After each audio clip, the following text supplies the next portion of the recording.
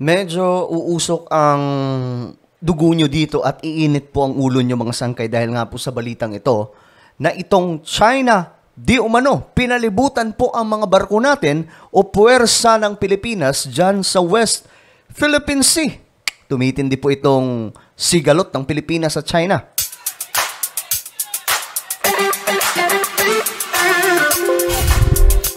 So, hello, what's up mga sangkay? Kamusta po kayong lahat mula sa Luzon, Visayas, Mindanao, Sabah at maging sa ating mga kababayan na nasa iba't ibang bansa. At syempre, shoutout din po sa lahat ng mga solid sangkay na nanunood ngayon. Maraming salamat po sa inyong lahat.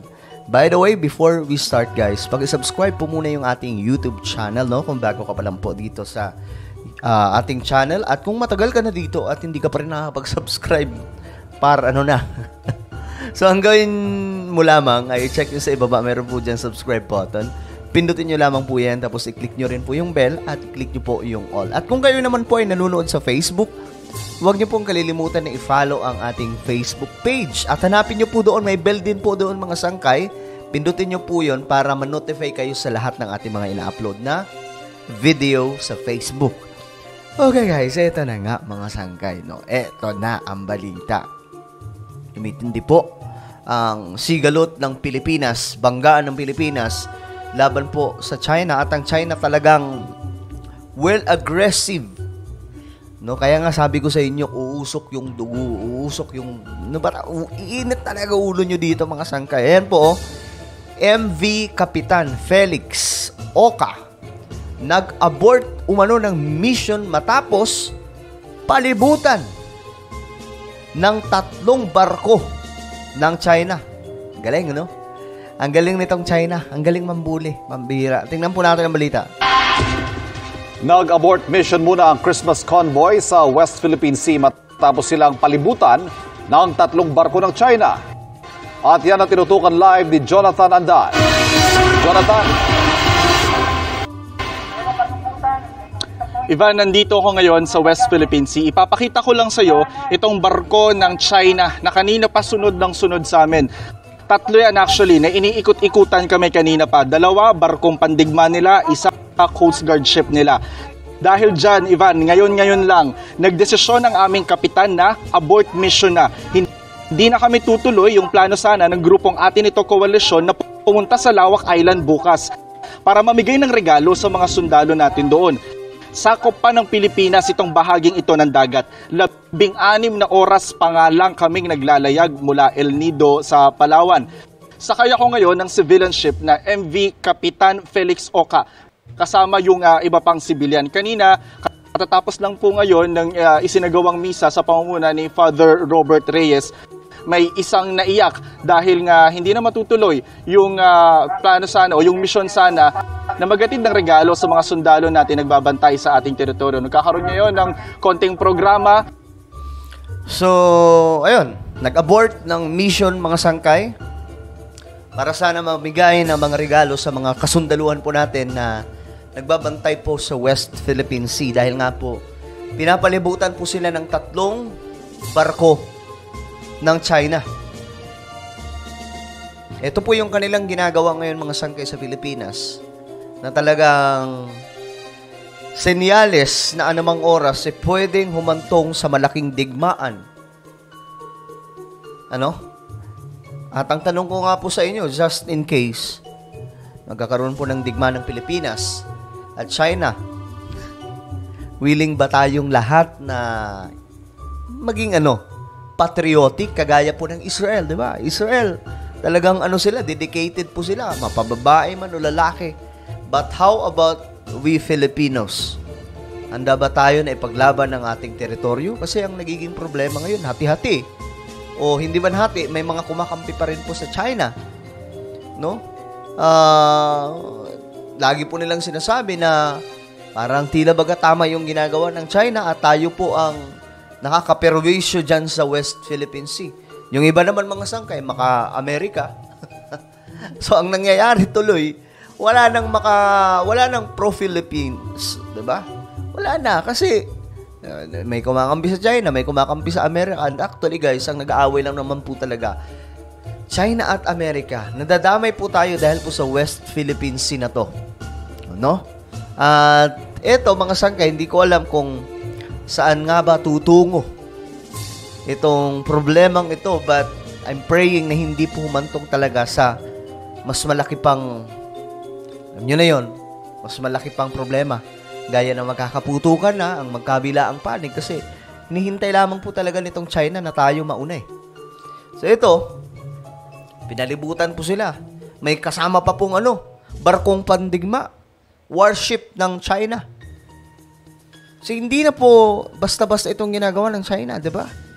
Sa ating mga kababayan, imagine niyo naghahatid lamang po sila ng mga regalo sa mga kasundaluhan nating nagbabantay. So I suggest, di naman po tayo, siguro ang masasabi ko lang dito na sana dagdagan po yung mga sundalo dyan sa West Philippine Sea na mga Pilipino. Yung mga natitira po nating lugar, area na hindi pa rin po, hindi occupied ng Vietnam and China, walang reclamation na nagaganap. Pakibantayan na.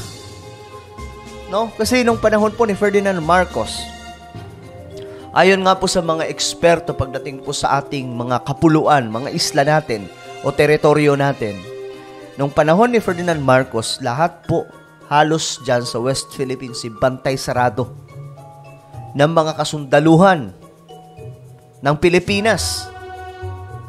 May nakalagay pa po dong placard, mga sangkay. Nakita ko po yun sa picture eh. Yung mga classic na mga pictures, mga nakaraan pang pictures, na may nakalagay po doon na umalis kayo dito. Umalis kayo dito, teritoryo to ng Pilipinas. Ganyan po noon. So, kailan po ito nangyari na parang nagulantang na lang tayo? May 1995, guys. 1995, parang panahon na po ata ito ni Ramos. Bigla pong nagulantang ang lahat. Pak! May Vietnam na, may China na. Nako, mga sangkay. Marami na po ang pumipesto. Bakit? Yung mga kasundaluhan natin at that time, nagamit po sa politika. Kudita. Pag-aaklas laban sa gobyerno, while ang ating yung ating teritoryo dyan sa West Philippine Sea, napabayaan. So ngayon, mga sangkay, tayo po tuloy ang namumroblema. Diyos mio marimar.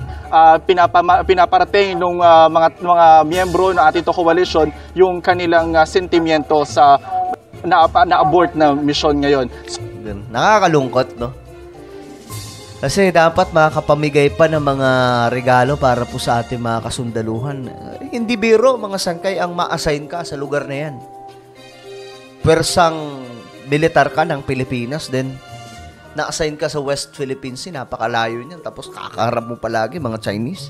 Hindi biro talaga yan. So deserve po talaga nila na mabigyan po ng regalo. Yung mga kababayan po natin nangingisda din dyan, marami po sa kanila nabigyan. Nakakalungkot lang dahil nga po itong China, 3 barko, inikot-ikutan, di umano. So, well aggressive po talaga ang China. Pinapakita lamang po talaga na hindi kami magpapatinag. So, nag-abort ng mission. Ang good news dito, nakita ng buong mundo na loko-loko ang China. Pero may bad news. Ang bad news naman dito, nakita ng China yung weakness ng Pilipinas. Umatras tayo eh. Diba?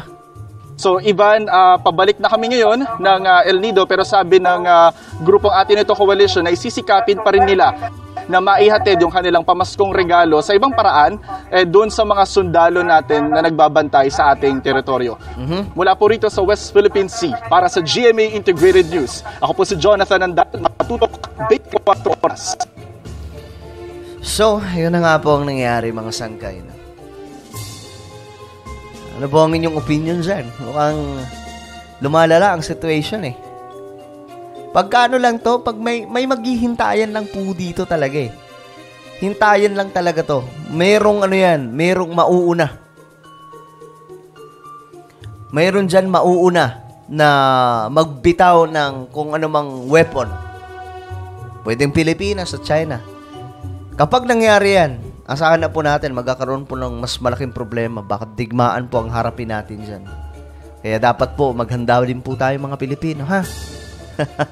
Well, ano po ang inyong opinion? Just comment down below. Now guys, meron po akong isang Facebook group, Hukbong Solid Sangkay, okay? Hanapin nyo po ito sa Facebook kung ikaw po ay 100% na solid sangkay lang, okay? Kung hindi naman, okay lang. Para lamang po ito sa mga solid sangkay talaga. So, marami na po ang narito. Libo-libo na rin po, no? So, hanapin nyo lamang po ito sa sa Facebook, Hukbong Solid Sangkay. Tapos, mag-join po kayo. Then, i-approve po kayo ng mga admin dito. So, ayun. Maraming salamat po sa inyong panonood. Hanggang sa muli, this is me, Sangkay Janjan. Palagi nyo pong tatandaan that Jesus loves you. God bless everyone.